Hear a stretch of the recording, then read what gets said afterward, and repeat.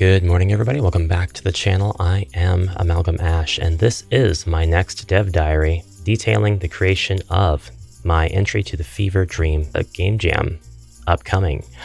I have a bit of an issue that I'd like to address that is now resolved, but it will explain why you see before you an entire map that I made in your absence. You see, I recorded this video.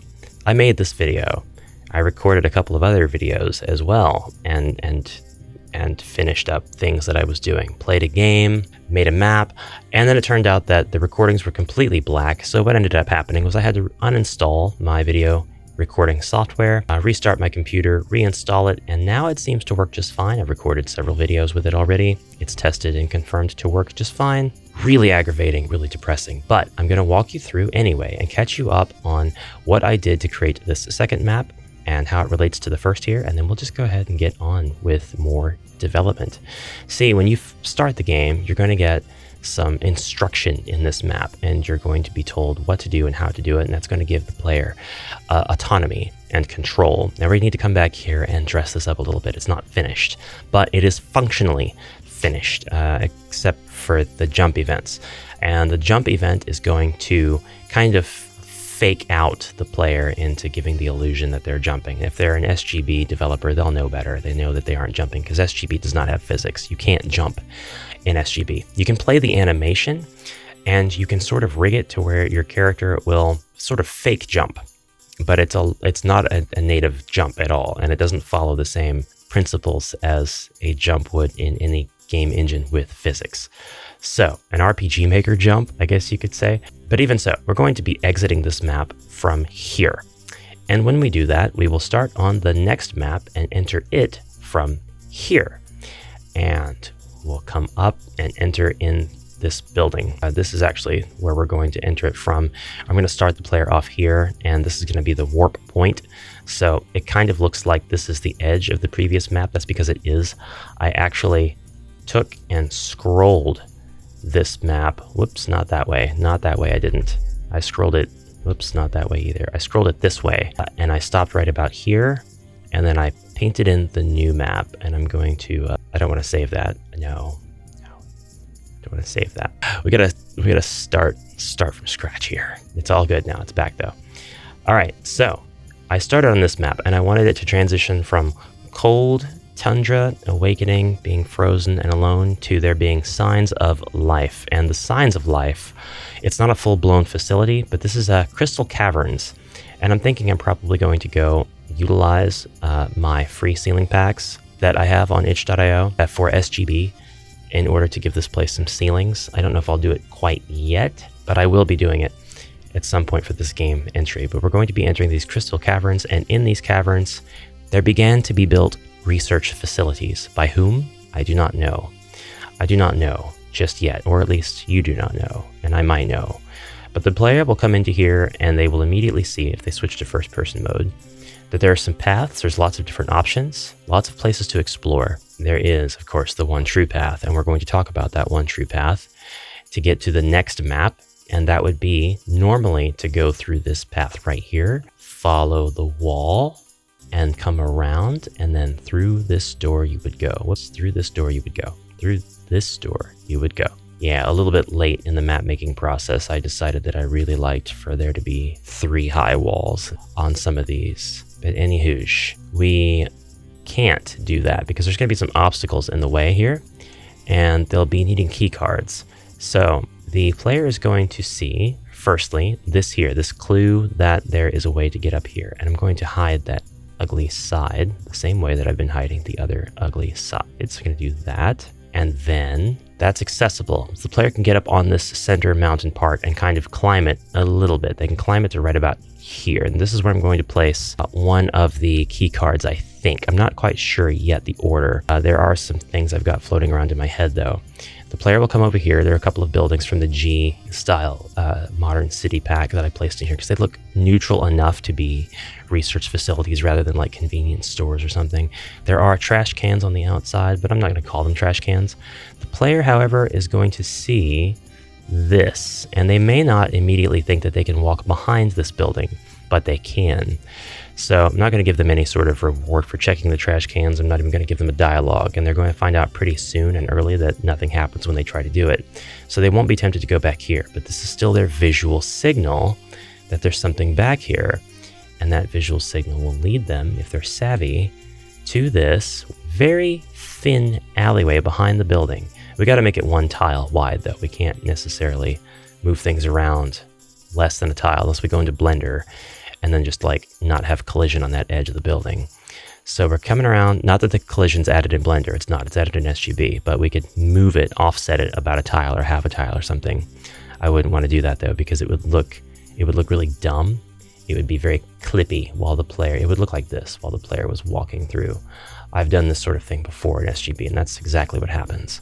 So we don't want to use that exact. We'll just do the 1 tile wide hallway. So you're going down the tile, wide hallway, turn the corner, hairpin, go up, and you'll come into this room, and there will be a chest, and this will be an optional item. You don't have to find this, but it will be necessary for 100%ing and getting the good ending of the game. No, what you're going to do is, as the player, you're going to go around, find this area right here, scale up, then go around, scale here, keep going around.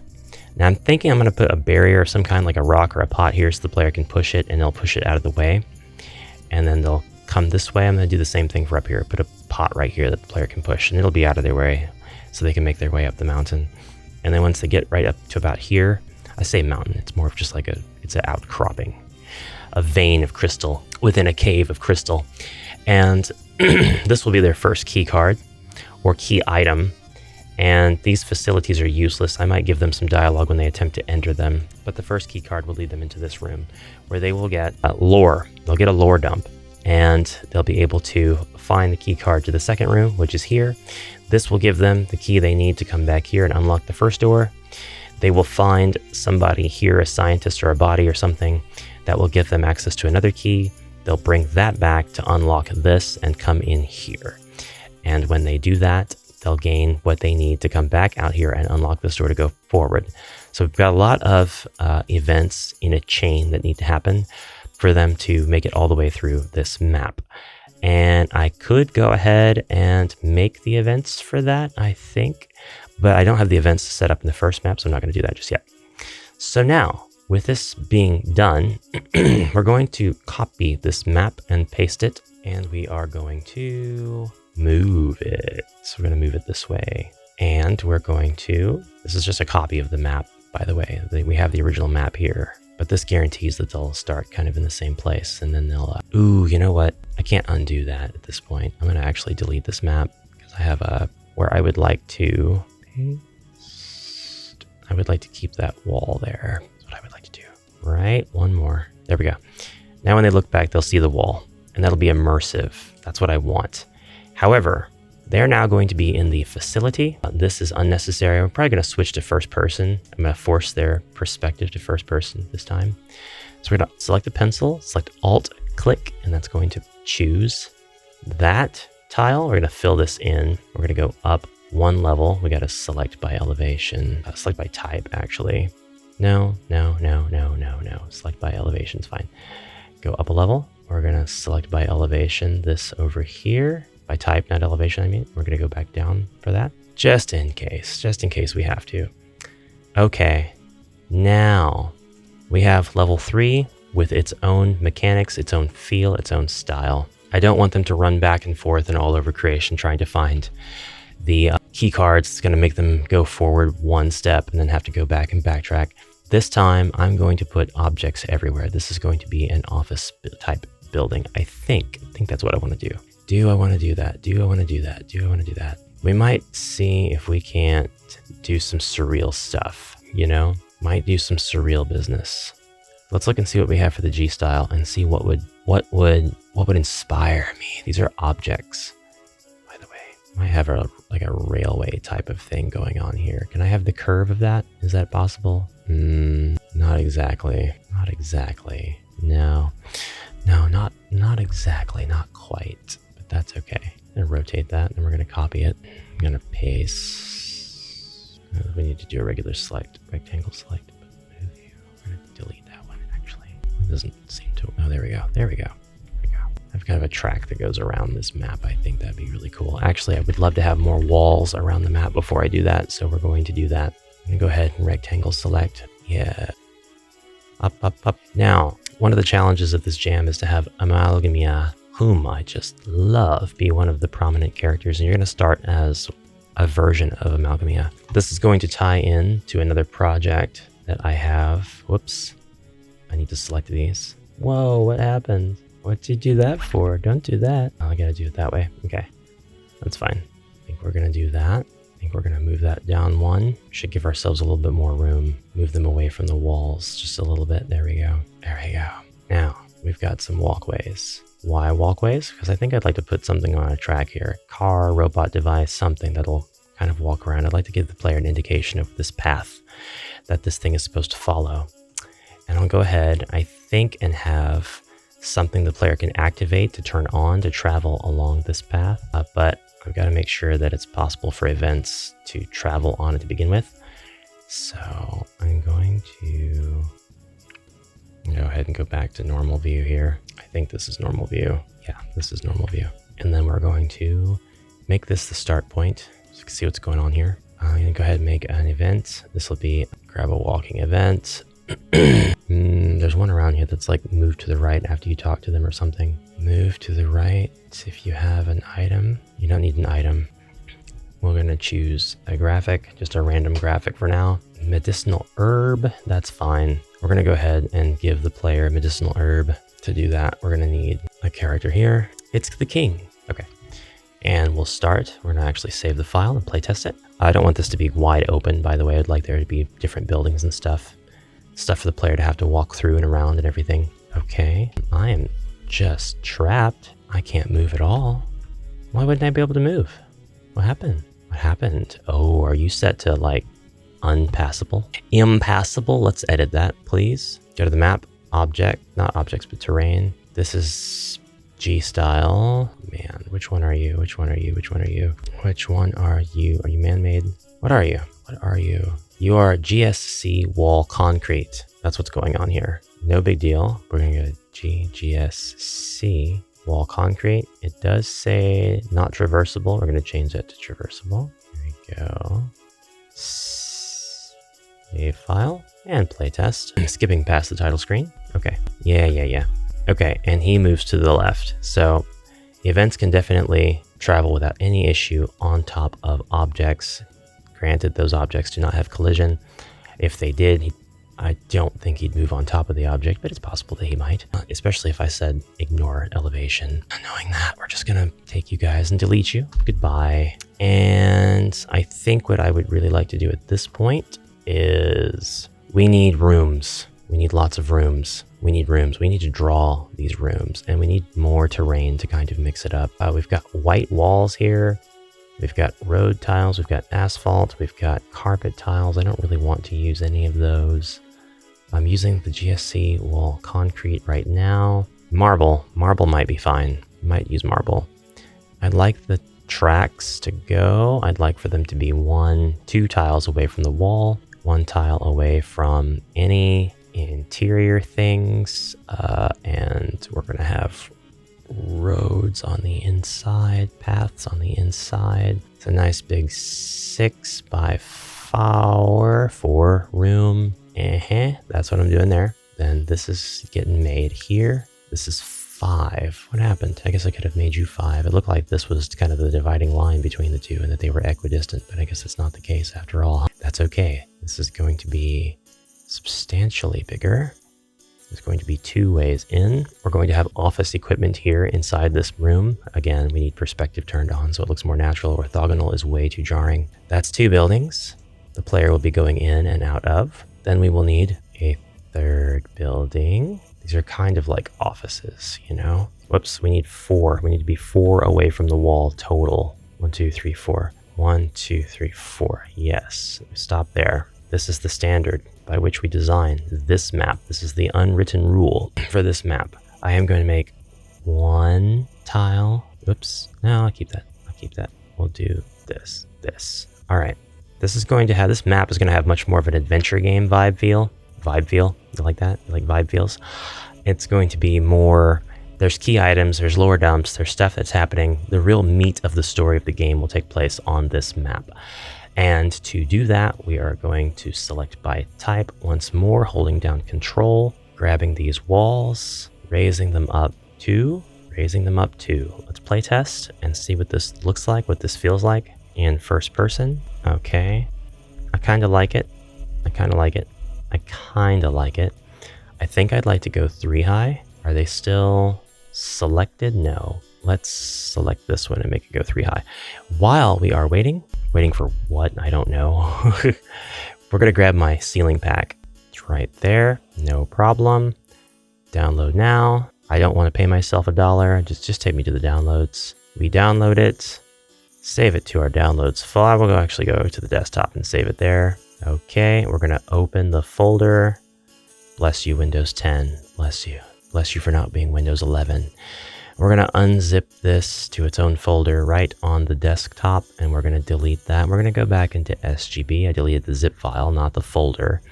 And we're going to add assets, and we're going to go to maps, objects. These are map objects we're going to add. We're going to desktop, and there's our folder. And then we can import it at a scale of 1, keep that box checked, and whoops, hey, hit add. Everything should come in perfectly fine. 24 objects and made. Yes, there they are. There they are. There they are. We've got grass. We've got all kinds of stuff. And this can act like floors to your second level, whatever you want it to be. They can be wood like this.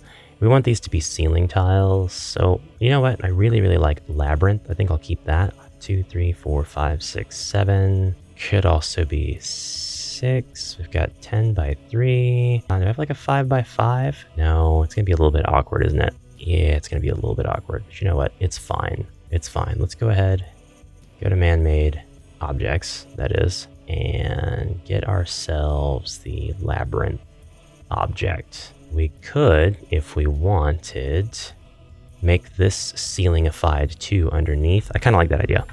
We'll do that. We'll do that. We'll keep it ceilingified underneath. And really, I just want to see what the feel of this is going to be like. So we'll place that over just like that. Looks like it's going to work out just fine. Less than fine once I get these other ones put on. Let's go ahead and play test and see what it feels like. And B, yeah, I'm definitely going to force their perspective.